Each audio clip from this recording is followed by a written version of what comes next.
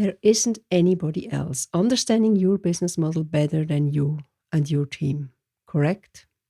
What kind of insights would you receive if the business model would be analyzed from a completely different perspective?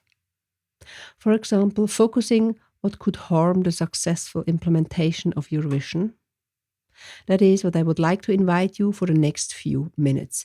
Identifying the core sectors of your business model when it comes to protect the most valuable assets, and especially your vision.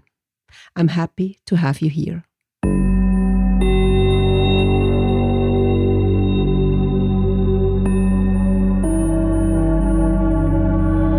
Corporate integrity, fraud, non-compliance, and cybersecurity. Would you like to understand the root causes, detect threats, and take measurements to protect the most precious assets? As a leader, you need to be prepared and stay actionable in the event of an incident. Sonja Stirnimann talks in her podcast, The Human Factor, Corporate Integrity Matters, to leaders and entrepreneurs who want to have impact, foster corporate integrity, and act as role models. As an international expert for corporate governance and integrity, entrepreneur, and independent board member, she knows the challenges. Let her inspire you. Welcome back to this new episode of the podcast, The Human Factor, Corporate Integrity Matters.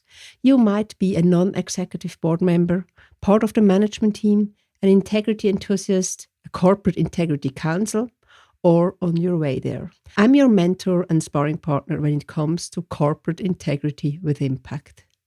Founder of Corporate Integrity Concepts and the Corporate Integrity Academy, with the vision to protect and secure assets, reputation, and actionability. Yours and the one of your organization. Why? Because corporate integrity matters to all of us.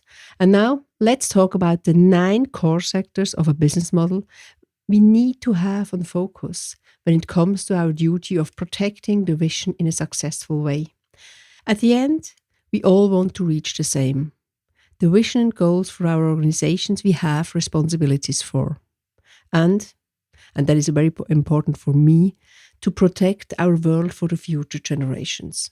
Bringing in a new perspective when it comes to challenging the business model is key in our work as non-executive board members, as well as in the management team.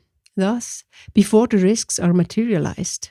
Afterwards, when the investigators are doing their job, the business model is one of the most important sources during the fact-finding process. Never forget that. But do not let us start with the worst case of the materialized incidents. We all want to avoid it for the sake of our goals. Not all responsibles are aware of and sensitized, and that is a fact we must consider in our different roles. The less sensitization, the higher the probability of not understanding the inherent risk of a business model. And it's not uncommon. Therefore, I am convinced that a deep understanding of the business model with its inherent risk is key for everybody taking his or her role of responsibility seriously. This specific topic comes directly from the front. Raised during an intense 2-day session on-site with one of our clients, a global player, which recently adjusted the business model. And I think it's quite common right now, after such a year of the pandemic, a lot of organizations had and have to adjust the business model. The specific situation and challenges the board of directors faced over the last months let them, that specific client, go deeper in analyzing the key areas of their business model. And they were surprised. They were really surprised, but also the management team, especially as they felt forced to adjust it. Some of them already knew that they also have some risks behind. Other ones didn't want to focus on that. For the ones already listening to our podcast over the last few episodes, you know that we are a big supporter of adapting to the new situations and promoting, coaching, and supporting that skill set in a wider perspective, because I'm so convinced that adaptability is key and what helps us also to thrive in the future. Therefore, adapting the business model to new situation is crucial.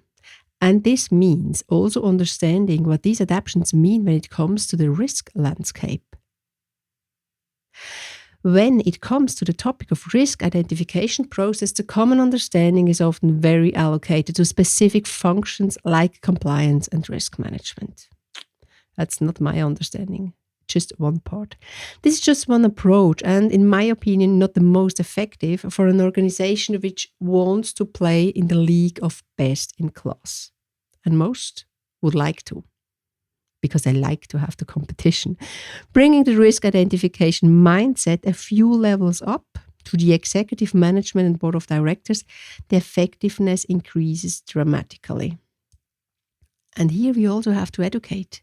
And not only that, it also allows the executing team to have a real set of boundaries when it comes to risk tolerance. Yes, if you ask yourself whether risk tolerance is going to be discussed here too, I already have it on our list of topics, and we already mentioned it a few times in our last episodes. And by the way, if there are any other topics you are interested in as a member of the non-executive board of directors, as the management team, or as an investigator who must find the facts to solve the issue, just let me know through one of the channels. I'm glad to take it up.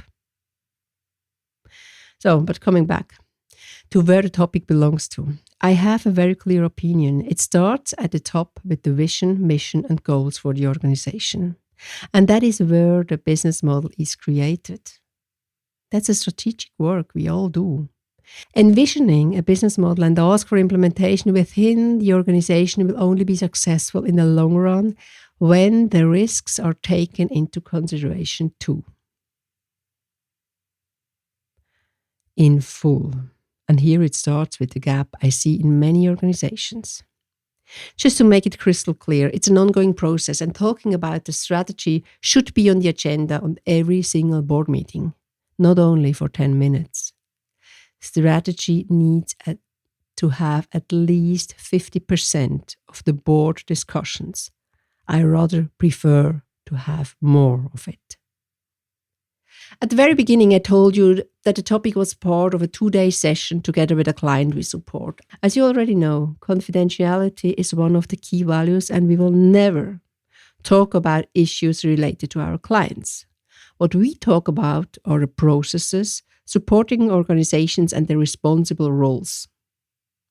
No matter whether those are non-executive board members, C-level managers, or the investigators. Working with our adapted tool of the risk identification canva, which is based on the business model canva, in which we are trained experts, we were able to help so many organizations that it might be valuable also to talk about that specific framework here. And that's the reason why we bring it up. And if you are interested in learning more and having a tangible product in form of a worksheet, just visit the show notes and learn where to find it, because it's attached. No secrets, but proven and implemented processes to support organizations to make the vision successful over the long run, and not only within a short view. For all the ones which take care and support the Sustainable Development Goals of the UN, you do not want to harm your business with not having identified risks. Not at all. Am I right? Great. So let's have a look at the business model and how we could challenge it for the sake of our vision. To start with, there are 2 dimensions I defined for each key section of the business model. It's the strategic risk and the operational risk. And for each of the identified risks, no matter whether they are strategic or operational, we talk about impact and likelihood, which we have to analyze. That's not new. That's what we also normally do in our risk management processes. But coming from a business model approach, we just have another perspective we bring in. The board of directors will have a discussion and opinion on the risk appetite before the management will come up with the defined measurements for the risk management. The end goal will be to have an answer by section of the business model or by category of the business model. This all sounds straightforward, but everybody knows what it means to come up with the strategic and operational risks. Using the described risk canva as an example, I suggest starting with the following key areas when we want to identify the different risks. So what is the value proposition? What is the value we are creating for our clients by doing X, Y, Z? Already, the value proposition will give answers to the strategic and operational risks because the value proposition is our key element. What then follows is what are the key activities? What are we doing to reach the value proposition for our clients? Also here, we have a specific set of risks which immediately come up when we talk about it and when we analyze it. Coming from the key activities, we have to think about the resources. What do we need to conduct to achieve it? What are the resources we need that we can follow on our activities? And, which is also key, and we already talked about that when we think about the third-party due diligence, with which key partners are we or will we work together to make our vision come true and following the strategy? And here, please be careful with the key partners due diligence as well. And keep in mind that the code of conduct also needs to be followed up by them. Not to forget the third-party due diligence, as mentioned before, you do in advance of a partnership. And if it's not already done, you always have the chance to go back and do that. Also, when you implement the new code of conduct, it's important that your partners understand it and are willing to following through that too. So other areas to consider as source to identify your risk in your business model rather belong to the customer field itself. So we have to analyze the segment we are going to serve. So who are our customers? Who won't we serve? What is our key avatar, for example? And how do we establish and execute the customer relationship? But here we are not talking about ourselves, we talk about our clients. We all know that this is an important topic when it comes to regulation too. Who are our clients? In our world, which operates in the cyber territory as well as in the offline world, also your organization will be active on different channels. We have different territories. What are these different channels and what kind of inherent risks evolve? The adaptability is often not yet given, and the awareness also when it comes to internal communication could sometimes be improved.